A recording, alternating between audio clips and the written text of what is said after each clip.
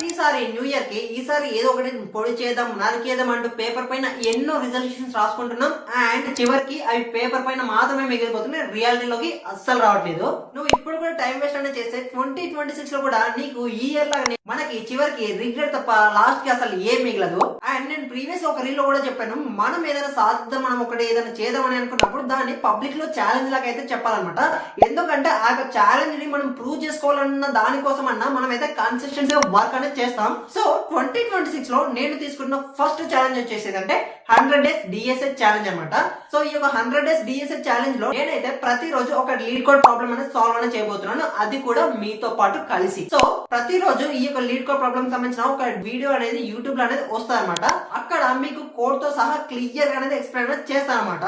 So ఈ యొక్క DSS challenge అనేది నా ఒక్కరికే కాదు, ఇంతకు ముందు ప్రీవియస్ గా మీరు ఈ యొక్క డిఎస్ఎస్ ఛాలెంజ్ అనేది స్టార్ట్ చేసి లేకపోతే కన్సిస్టెన్సీ ఉండలేక వదిలేసిన వాళ్ళందరికీ కూడా ఇప్పుడు ఈ యొక్క డిఎస్ఎస్ ఛాలెంజ్ అనేది కన్సిస్టెన్సీ ఉండడానికి చాలా బాగా హెల్ప్ఫుల్ అవుతుంది. సో ఈ యొక్క 100 డేస్ లో అసలు ఎటువంటి టాపిక్స్ పైన మనం వర్క్ అనేది చేయబోతున్నాం, ఎటువంటి టాపిక్స్ అనేది మనం నేర్చుకోబోతున్నాం, అండ్ ఎటువంటి లీడ్ కోడ్ ప్రాబ్లమ్స్ అనేది మనం సాల్వ్ అనేది చేయబోతున్నాం అని కలిపి ఒక కంప్లీట్ రోడ్ మ్యాప్ అనేది తయారు చేస్తూ ఒక డాక్యుమెంట్ అనేది క్రియేట్ అనేది చేశానమాట.